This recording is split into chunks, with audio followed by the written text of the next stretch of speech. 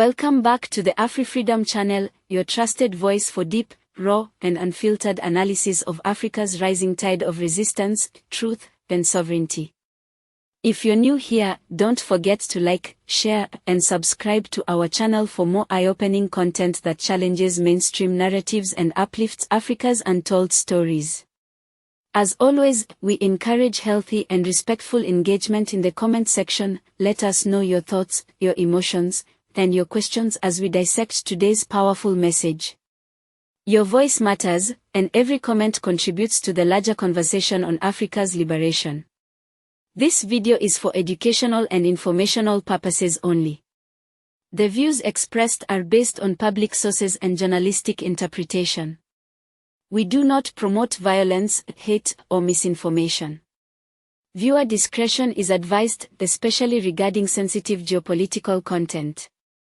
In what has now become a defining moment for Pan-African consciousness, Captain Ibrahim Traoré, leader of Burkina Faso, delivered a speech that not only shook his nation but echoed across the globe. This continent has suffered so much and continues to suffer because of imperialists. These imperialists have only one cliché in mind: Africa is the empire of slaves. This is how they see Africa. For them, Africans belong to them.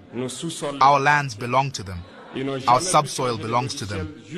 They have never been able to change the logic until today. This is deplorable. But how do they proceed? Unfortunately, it is since the 1960s that these 6,000 acres of independence have been given to Africa. They have just placed local valets at the head, according to them, of their sub-prefecture, to be able to continue to feed them. These local valets, which we are going to call today the slaves of Salon, have other goals. They want to live like the master, to satisfy the master, and to do everything that the master dictates to them. They steal. They plunder our states. They bring everything to the master, and their wealth is kept with the master. They do everything to live like the master and always satisfy him. Do you know who these slaves of Salon are? Well, we are going to explain to you what they are. They are individuals who have no dignity, who have no morals, who have no personality.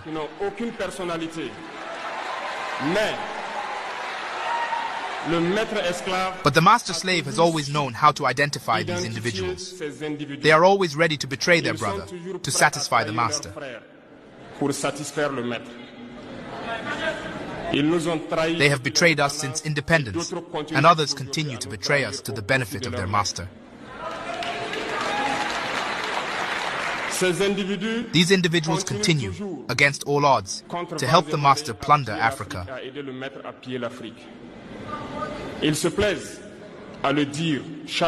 They like to say it every year. In their economic polls, Burkina is the poorest country, Mali is the poorest country, Niger is the poorest country. We are ranked among the last.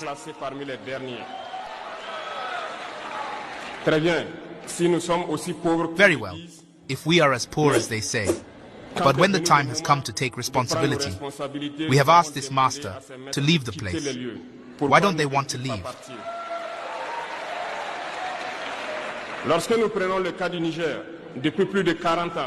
When we take the case of Niger, for more than 40 years, some countries have been exploiting uranium to produce energy at home.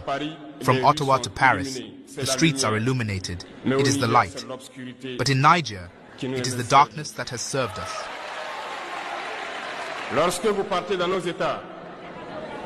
When you go to our states, our soils are full of precious metals, such as gold. But often there is not even the slightest road accessible to reach the areas where they exploit gold, even less certain basic social services. This is why we have decided to revolt and take the fate of our countries into our own hands.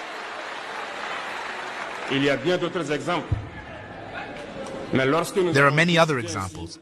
But when we decided so, we were approached by some saloon slaves to pass on the message of their master.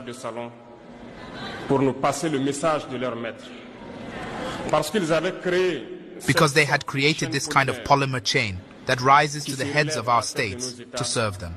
And we came to break the chain. And it is inconceivable for them. They approached us and asked us to enter the ranks to make the elite leave that must lead Africa.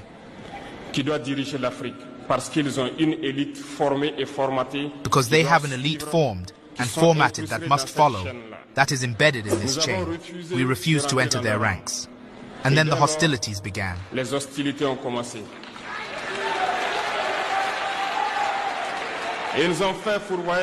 They have sent several mercenaries and trainers to our area. The agents have descended into the Sahel to carry out barbaric, cowardly attacks against our people, hoping to revolt them.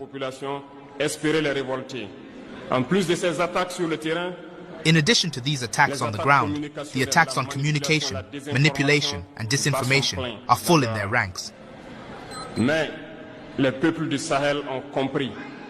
But the people of the Sahel have understood, and we will never be able to be manipulated again. They know where they come from, they know what they are doing, and they know where they are going.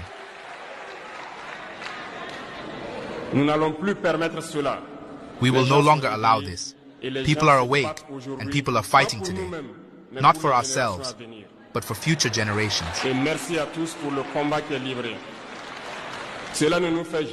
thank you all for the fight that is being fought. This will never make us cry. We will not tremble. We will fight. We will fight for real independence, for our freedom.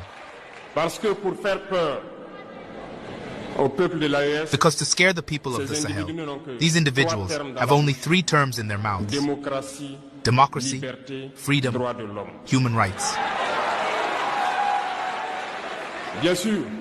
Of course, their local values are only elected in a democratic, free and transparent process according to their values.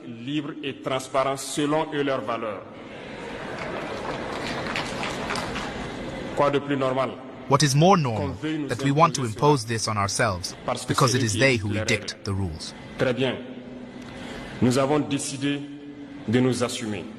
Very well, we have decided to take responsibility. Do you know why on June 26, 2023, when Niger decided to turn the page, the slaves of Salon and their masters got on the big horses?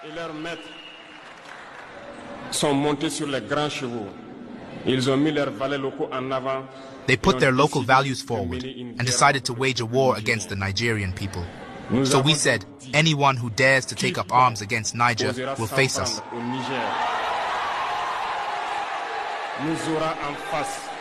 Because we will wage a merciless war until the last drop of blood for anyone who dares to attack our states.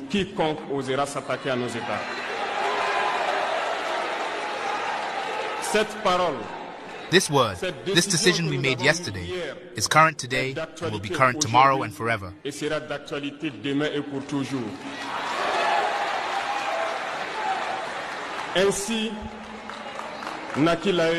Thus, we acquired the AES on September 16, 2023, in a mutual defense architecture. But we felt it necessary to extend and therefore enlarge the AES architecture.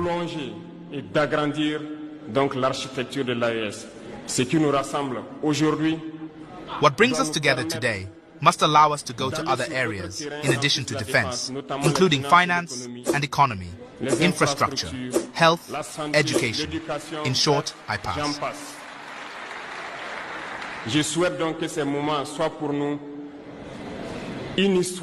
So I hope that this moment will be for us a story that we will write for the AES, but especially for Africa and for the whole world.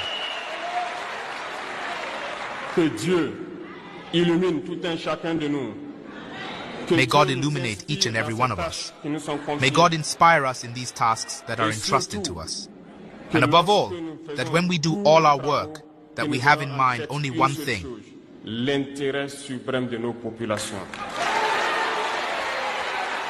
the supreme interest of our people. On this, we pray once again, good God, that He accompanies us all in our different tasks. Qu'il protège nos combattants qui, grâce à eux, that he protects our fighters, who thanks to them, allow us to sit here and exchange about the future of our states. So be grateful once again, Nigerian people. Be united and united, people of the AES, the homeland or death.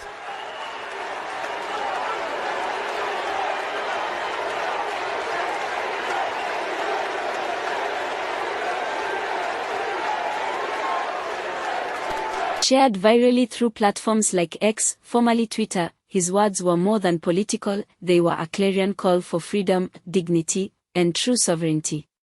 Traoré's bold rejection of neocolonialism, particularly French interference, resonated deeply with millions. In his speech, he didn't mince words. He accused Western powers, especially France, of orchestrating chaos in African nations through covert operations, puppet regimes, and economic manipulation. His tone was not just defiant, it was revolutionary. Why is it that every time an African leader attempts to stand tall, speak truth, and reclaim control, they suddenly become targets of global media smears or even assassination plots? What does this tell us about who truly benefits from Africa's division and destabilization? After his landmark meeting with Russian President Vladimir Putin, Traoré laid bare what he described as a secret plot by France to maintain control over Burkina Faso's resources and strategic interests. He cited intelligence that pointed to efforts by foreign actors to stir unrest, fund opposition, and sabotage any progress toward full autonomy. This is not just about Burkina Faso, it's about the entire Sahel region and the wider African continent. These revelations are not isolated claims, they fit into a pattern that has played out for decades in places like Libya, the DRC, Mali, and beyond. How long will Africa tolerate being a chessboard for foreign powers? How many times must history repeat itself before we, as a people, say enough? Traoré's speech wasn't only about exposing France, it was about awakening Africans to reclaim their power. He challenged the youth to reject brainwashing, to embrace their identity, and to defend their land. He demanded that African countries no longer be treated as children needing guidance, but as equal partners on the global stage. This is more than politics. It's spiritual. It's generational. It's a demand for Africa to rise as one, not under the shadow of colonial scripts but under the light of unity, strength, and destiny. Are we doing enough to educate and empower our youth to carry this torch of liberation? Will this generation be the one to break the chains, or will we pass them on, again, to the next? What makes Traoré's message powerful isn't just his courage, it's that he is a living symbol of a shift in African leadership. Young, unbought, unshaken. Unlike the older generation of leaders often caught in compromise and silence, Traoré speaks with clarity and conviction. He speaks with the voice of millions who have long been silenced. In the face of threats and international pressure, he stands firm. How many African leaders can we say that about today? And perhaps more importantly, how do we, the people, protect and support such leaders before they are silenced forever? Captain Ibrahim Traoré's speech is not just a political event, it is a spiritual awakening. It is a call to consciousness. It is a mirror reflecting both the pain and the potential of our beloved continent. This is not the time to be neutral.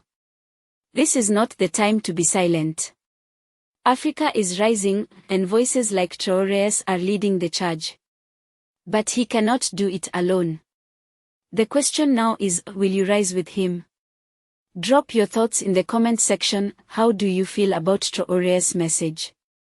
Do you believe more African leaders will follow this path, or will they be silenced before they get the chance? Make sure to like, share, and subscribe to the AfriFreedom channel for more powerful content like this. The world is watching, but more importantly, Africa is awakening. We'll see you in the next video. Power to the people. Power to Africa.